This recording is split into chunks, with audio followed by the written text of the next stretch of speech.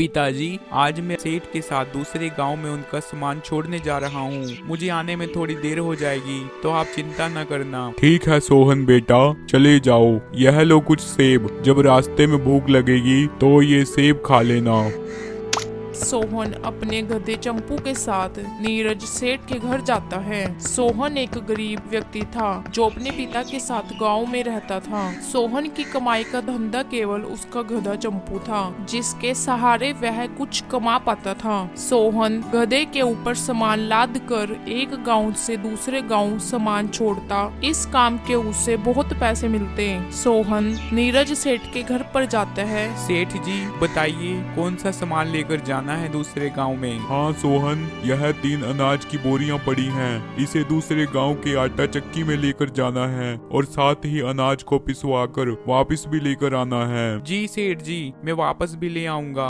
सोहन 2 बोरियों को गधे पर लाद देता है और एक बोरी अपने सिर पर उठा लेता है। नीरज सेठ भी सोहन के साथ दूसरे गांव की आटा चक्की पर जाता है। कुछ ही देर में दोनों आटा चक्की की दुकान के पास पहुंच जाते हैं। अरे बब्बन सुनो, इन 3 बोरियों की गेहूं को जल्दी से पीस दो, फिर मैंने घर पर भी वापस जाना है। सेठ जी, अभी तो पीस पाना मुश्किल है क्योंकि लाइट चली गई है। सेठ जी, आप एक काम कीजिए, कुछ देर यहीं पर रुक जाइए, शायद थोड़ी ही देर तक लाइट आ जाए तो मैं आपकी इन अनाज की बोरियों को पीस कर आपको वापस दे दूंगा। सेठ और सोहन 2 घंटे तक आटा चक्की में बैठे रहते हैं, लेकिन लाइट नहीं आती। सेठ जी, आपको बैठे हुए 2 घंटे हो गए, लेकिन अभी तक लाइट नहीं आई। अब लाइट का क्या पता, आए तो अभी आ जाए वरना पूरा दिन ना आए। आप एक काम कीजिए, इस आटे को कल ही ले जाइए, क्योंकि आप भी यहाँ दुकान पर कब तक बैठेंगे। तुम्हारी बात भी सही है बब्बन। चलो सोहन, अब हम चलते हैं, सुबह आएंगे। वे वहाँ से जाने लगते हैं। तभी वहाँ पर खड़ा गांव का रामू बोलता है, अरे भाई, यह गधा तुम्हारा है? हाँ, ये मेरा गधा है, इसका नाम चंपू है। तुम एक काम करो, मेरे इन 2 आटों की बोरियों को मेरे घर तक छोड़ाओ। पर मैं तो सेठ के साथ आया हूँ और मुझे सेठ की बोरियां ही लेकर जानी थी। अरे सोहन, तुम रामू के साथ चले जाओ और उसकी आटे की बोरियां उसके घर छोड़ाओ। वैसे भी मेरा आटा तो कल ही मिलेगा। मैं अभी घर जा रहा हूँ, तुम कल सुबह ये बोरियां उठाकर घर ले आना। जी सेठ जी, जैसा आपको ठीक लगे। कुछ दूर चलते चलते सोहन को शाम हो जाती है। अरे भाई रामू, और कितनी दूर है तुम्हारा घर? बस भाई, थोड़ी दूर तक और चलना है, फिर मेरा घर आ जाएगा। कुछ ही देर बाद सोहन रामू के घर पहुंच जाता है और रामू की बोरियों को उतार कर पैसे ले लेता है। तुम्हारा बहुत बहुत शुक्रिया भाई, जो तुमने हमारी मदद करी। अब मैं चलता हूँ, रात भी होने वाली है, क्यों ना तुम हमारे घर पर ही रुक जाओ। नहीं नहीं भाई, ऐसा नहीं हो सकता, मैं रात नहीं रुकूंगा। मेरे पिताजी घर पर अकेले ही हैं। मैं जंगल के रास्ते जल्दी चला जाऊंगा। अरे नहीं भाई, तुम जंगल के रास्ते मत जाना, तुम गांव के रास्ते से ही जाओ। पर क्यों? जंगल का रास्ता मुझे पास पड़ेगा और इससे मैं जल्दी अपने घर पहुंच जाऊंगा। अरे भाई, जंगल का रास्ता खतरनाक हो सकता है, बाकी जैसी तुम्हारी मर्जी। सोहन रामू की बात पर ध्यान नहीं देता और जंगल के रास्ते चल पड़ता है। जंगल में चलते चलते सोहन को अंधेरा हो जाता है। कुछ दूर चलने के बाद सोहन को एक घर दिखाई देता है। उस घर के बाहर एक व्यक्ति पतीले में खाना बना रहा होता है। वह एक जादूगर होता है। अरे जंगल के बीचों बीच ये किसका घर है? काफी देर चलते चलते बहुत प्यास भी लग रही है, क्यों ना मैं पानी मांग लूं इस घर से। बेचारा चंपू भी चलता चलता काफी थक गया होगा, ये भी कुछ देर आराम कर लेगा। सोहन उसके पास जाता है और कहता है, अरे भाई, क्या तुम मेरी मदद करोगे? मुझे बहुत प्यास लग रही है, मुझे थोड़ा पानी पिला दो। हाँ हाँ, क्यों नहीं, तुम अभी रुको, मैं पानी लेकर आता हूँ। जादूगर सोहन को पानी देता है। पानी पीकर मजा आ गया, तुम्हारा बहुत बहुत धन्यवाद भाई। तुम कौन हो और तुम्हारा क्या नाम है? तुम इस घने जंगल में क्या कर रहे हो? भाई, मेरा नाम सोहन है और ये मेरा गधा चंपू है। मैं अपने गधे के साथ सामान इधर से उधर पहुंचाने का काम करता हूँ। आज मुझे घर जाने में देरी हो गई। वैसे तुम इतने घने जंगल में अकेले ही इस घर में रहते हो? मेरा नाम जादूगर जुगालू है और मैं इसी जंगल में रहता हूँ। जादूगर जुगालू, तुम्हारा बहुत बहुत धन्यवाद जो तुमने मेरी मदद की। अब मुझे चलना चाहिए, वैसे भी रात हो गई है। अरे भाई सोहन, तुम इतनी रात को कहाँ पर जा रहे हो? क्यों ना तुम आज रात मेरे घर पर ही रुक कर आराम कर लो, सुबह होते ही तुम अपने घर चले जाना। सोहन को जादूगर की बात अच्छी लगती है। जादूगर के कहने पर सोहन एक रात जादूगर के घर पर रुक जाता है। सोहन जब रात को सो रहा होता है तो सोहन को किसी की आवाज आती है। मुझे बाहर निकालो, मुझे बहुत भूख लगी है, मुझे कुछ खाने के लिए भी दे दो, कुछ खाने के लिए दे दो। अरे ये आवाज किसकी है? लगता है कोई पुकार रहा है। ये आवाज तो उस तरफ से आ रही है। वह जादूगर को देखता है जो गहरी नींद में सो रहा होता है। तभी सोहन उस तरफ जाता है जिस तरफ से आवाज आ रही होती है। सोहन देखता है कि वह आवाज एक बोतल में से आ रही होती है। उस बोतल में एक राक्षस कैद होता है। मुझे बाहर निकालो, मुझे बहुत भूख लगी है, मुझे कुछ खाने के लिए भी दे दो। अरे बाप रे बाप, इतना डरावना राक्षस। दे दो, कुछ खाने के लिए दे दो, मुझे इस जादूगर से बचाओ, इस जादूगर ने मुझे कैद कर लिया है। सोहन राक्षस की बातों में आ जाता है और बोतल का ढक्कन खोल देता है। ढक्कन खुलते ही राक्षस बाहर आ जाता है और जोर जोर से हंसने लगता है। कितने सालों बाद आजादी की हवा ले पा रहा हूँ। यह सब इस जादूगर के कारण हुआ। इस जालिम जादूगर ने ही मुझे कैद किया हुआ था। तभी जादूगर भी जाग जाता है। सोहन, तुमने ये क्या किया? तुमने इस राक्षस को बोतल से बाहर क्यों निकाल दिया? जादूगर जुगालू, तू नहीं बचेगा मुझसे। आज तो मैं तुझे मार कर खा जाऊंगा। जैसे ही जादूगर अपनी छड़ी लेने के लिए दौड़ता है, राक्षस जादूगर की छड़ी को तोड़ देता है। राक्षस जादूगर को खा जाता है। अब तेरी बारी, चल मरने के लिए तैयार हो जा। तुम राक्षस तो बड़े ही नालायक हो। जिसने तुम्हारी जान बचाई तुम उसे ही खाओगे। हाँ, मैं तुझे खा जाऊंगा। क्या तुम्हारा कोई असूल नहीं है? तुम्हें तो खुश होना चाहिए कि मैंने तुम्हारी जान बचाई है, लेकिन बजाय खुश होने के तुम मुझे ही खा जाओगे। मुझे बचाकर तूने मेरे ऊपर कोई एहसान नहीं किया। तुम तो बड़े ही बेगैरत राक्षस हो। जिसने तुमको बचाया तुम तो उसे ही मार रहे हो। हाँ, मैं ऐसा ही कर सकता हूँ। अब तो मुझे नींद आ रही है। सुबह मैं तेरे गधे को खाऊंगा और कल को तुझे। राक्षस सोहन और उसके गधे चंपू को पिंजरे में कैद कर लेता है। जैसे ही सुबह राक्षस उठता है। अरे, बहुत भूख लग रही है। तुम्हारा गधा देखने में तो बहुत मोटा ताजा लग रहा है। आज मैं तुम्हारे गधे को खा जाऊंगा। नहीं नहीं, तुम ऐसा नहीं कर सकते। तुम मेरे चंपू को नहीं खा सकते। अच्छा, इसका नाम चंपू है। इसका तो नाम भी स्वादिष्ट है, तो चंपू खाने में कितना स्वादिष्ट होगा। राक्षस गधे को खा जाता है। सोहन यह देखकर रोने लगता है। चंपू गधे को खाकर मजा आ गया। आहा, आज के लिए बस इतना ही। कल को मैं तुझे खा जाऊंगा। उधर सोहन का पिता रूपचंद सोहन के रात भर घर ना आने के कारण परेशान हो जाता है। अरे, क्या बात हो गई सोहन को? रात भर सोहन घर नहीं आया।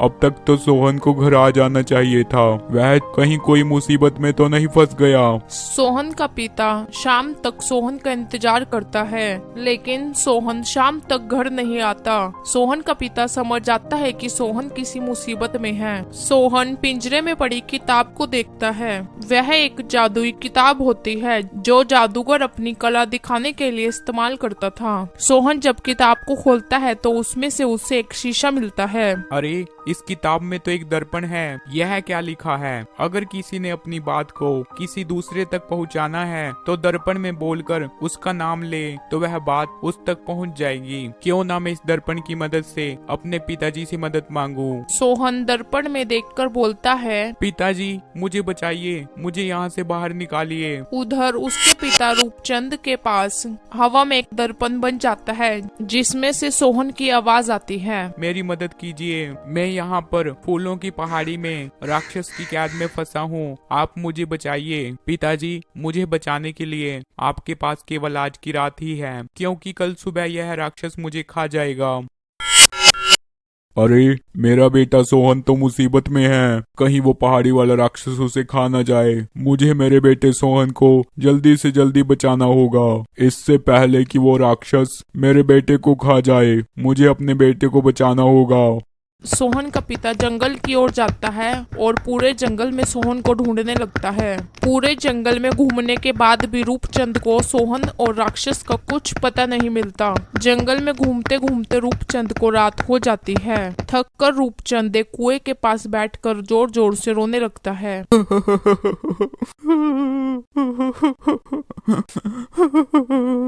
लगता है मैं अपने बेटे को खो दूंगा। सुबह से शाम हो गई लेकिन मेरा बेटा कहीं नहीं मिला। ओ मेरे बेटे सोहन, मुझे माफ कर दे, मैं तुझे बचा नहीं पाया। तभी कुएं से आवाज आती है, ए इंसान, क्या हुआ? तू रो क्यों रहा है? रूपचंद देखता है कि कुएं से एक विशाल मेंढक बाहर आता है, जो रूपचंद से कहता है, ए इंसान, तू इतनी रात को इस घने जंगल में रो क्यों रहा है? मेरा बेटा सोहन, मैं अपने सोहन बेटे को नहीं बचा पाया। क्या तेरा बेटा मर गया है? नहीं नहीं, मेरा बेटा मरा नहीं है, मेरा बेटा जिंदा है। अगर वह जिंदा है तो तू ऐसे रो क्यों रहा है? तो साफ साफ बता, क्या कारण है जो तू रो रहा है? तेरे रोने से मेरी नींद खराब हो गई, मैं ठीक से सो नहीं पा रहा हूँ। मेरे बेटे को पहाड़ के राक्षस ने पकड़ लिया है। अच्छा हाँ, लेकिन मुझे नहीं पता वह पहाड़ी कहाँ पर है जहाँ वह राक्षस रहता है। कल सुबह वह राक्षस मेरे बेटे को मार देगा। मुझे सुबह होने से पहले अपने बेटे को बचाना होगा। तू नहीं बचा पाएगा उसे, वह कोई आम राक्षस नहीं, बड़ा ही खतरनाक राक्षस है। लेकिन तुम इतने बड़े मेंढक हो कौन? और मैंने इतने बड़े आकार का मेंढक तो पहले कभी नहीं देखा। और तुम उस राक्षस को कैसे जानते हो? मैं हूँ मेंढकों का राजा, मेंढक राजा। वह राक्षस पहले मेरा बहुत अच्छा दोस्त था, लेकिन वह मेरा सबसे खतरनाक दुश्मन बन गया। अगर वह मेरे सामने आया तो मेरा दिल करता है कि मैं उसे जान से मार दूं। पर क्यों? वह तो तुम्हारा दोस्त था ना, फिर तुम उसे जान से क्यों मारोगे? मुझे एक मेंढक होकर अपने से बड़े राक्षस से दोस्ती नहीं करनी चाहिए थी। यही मेरी सबसे बड़ी गलती थी। पहले मैं पहाड़ों में अपनी पत्नी और बच्चों के साथ रहता था। राक्षस होकर वह मेरा दोस्त बन गया। वह हर महीने मेरे घर आता और मेरे घर का खाना खाकर जाता। हर महीने की तरह एक दिन वह राक्षस मेरे घर आया। मेरी पत्नी ने इसके लिए ढेर सारे पकवान बनाए। हमारे घर में फल खत्म हो गए। मेरी पत्नी ने मुझे पास के बगीचे से फल लाने के लिए भेज दिया। जब मैं फल लेकर वापस गया तो मैंने देखा कि वह राक्षस मेरी पत्नी और मेरे बच्चों को खा गया और मुझे खाने के लिए मेरे पीछे दौड़ा। लेकिन मैं डर के मारे राक्षस से बचने के लिए इस कुएं में जा छिपा और फिर कभी बाहर नहीं आया। राक्षस इस कुएं के अंदर नहीं आ सकता था। उसने मुझे बाहर निकालने के लिए अनेक यत्न किए। राक्षस ने इस कुएं में बड़े बड़े पत्थर गिराए ताकि मैं इससे बाहर आ जाऊं, लेकिन मैं फिर भी बाहर नहीं आया। तुम्हारे साथ तो बहुत बुरा हुआ मेंढक राजा। हाँ, एक दिन एक जादूगर इस कुएं के पास बैठा था। उसकी जादुई छड़ी कुएं में जा गिरी। मैंने जादूगर की जादुई छड़ी उसे लौटा दी। जादूगर बहुत खुश हुआ। मेंढक राजा, तुमने मेरी मदद की है, मैं तुम्हारी किस तरह मदद कर सकता हूँ? मैं भी तुम्हारी मदद करना चाहता हूँ। बताओ, मैं तुम्हारे लिए क्या कर सकता हूँ? अगर तुम मेरी मदद करना चाहते हो तो मेरे दुश्मन पहाड़ी के राक्षस को पकड़ लो। जादूगर ने पहाड़ी के राक्षस को पकड़ लिया और एक बोतल में बंद कर लिया। तब से वह राक्षस जादूगर के पास ही कैद था, लेकिन अब वह आजाद हो गया है। अब वो राक्षस जरूर मुझे खाने आएगा। फिर उस राक्षस को कैसे रोका जा सकता है? उसे रोका जा सकता है। मेंढक रूपचंद को सुनहरा और लाल हीरा देता है। पर मेंढक राजा, मैं इस सुनहरे और लाल हीरे का क्या करूंगा? ये दोनों हीरे तुम्हारी मदद करेंगे। सुनहरे हीरे को जीभ में रखने से तुम सुनहरे घोड़े में बदल जाओगे और लाल हीरे से तुम पंछी में बदल जाओगे। तुम सुबह राक्षस के सामने सुनहरा घोड़ा बनकर जाना। जैसे ही राक्षस तुम्हें देखकर पकड़ने की लालसा से तुम्हारे पीछे भागेगा, तुम राक्षस को भगाते हुए खाली ज्वालामुखी में ले जाना और वहां ले जाकर उस ज्वालामुखी में छलांग लगा देना। सुनहरे घोड़े को पकड़ने की लालसा से राक्षस भी तुम्हारे पीछे आएगा, लेकिन तुम दूसरा लाल हीरा खाकर पंछी बनकर बाहर आ जाना और वह शैतान उसी खाली ज्वालामुखी में फंस कर मर जाएगा। अरे वाह, तुम्हारा आइडिया तो बहुत अच्छा है, मुझे तुम्हारा आइडिया बहुत पसंद आया। अब ये काम जल्दी करो, सुबह होने वाली है। सुबह होने से पहले तुम्हें उस राक्षस को ज्वालामुखी में कैद करना है। रूपचंद सुनहरे हीरे को अपनी जीप के नीचे रख लेता है। देखते ही देखते एक सुंदर सुनहरे घोड़े में बदल जाता है। रूपचंद फूलों की पहाड़ी के पास जाता है। राक्षस जब सुंदर सुनहरे घोड़े को देखता है तो वह उसे देखकर बहुत हैरान होता है। अरे इतना सुंदर सुनहरा घोड़ा, इतना चमकीला सुनहरा घोड़ा तो मैंने पहले कभी नहीं देखा। यह घोड़ा तो मेरे पास होना चाहिए। मैं इस सुनहरे घोड़े की सवारी करूंगा। तुम्हें तो मैं बाद में खाऊंगा, पहले मैं इस सुनहरे घोड़े को पकड़ कर लाता हूँ। राक्षस घोड़े को पकड़ने के लालच में उसके पीछे जाता है। सुनहरा घोड़ा भी भागता भागता खाली ज्वालामुखी की ओर जाता है। सुनहरे घोड़े को देखकर राक्षस भूल जाता है कि वह खाली ज्वालामुखी की तरफ जा रहा है। सुनहरा घोड़ा ज्वालामुखी में छलांग लगा देता है। उसे देखकर राक्षस भी छलांग लगा देता है। हीरा निकलते ही वह वापिस से अपने असली रूप में आ जाता है। ये क्या, मेरे साथ तो धोखा हुआ है। अब तुम मेरे जाल में फंस गए हो। राक्षस जैसे ही रूपचंद को खाने के लिए आगे बढ़ता है तभी रूपचंद लाल हीरा खा लेता है, जिससे वह लाल पक्षी में बदल जाता है और वहां से उड़ जाता है। तब हुआ सोहन के पास जाता है और सोहन को पिंजरे से निकालकर अपने साथ वापस गांव में ले जाता है।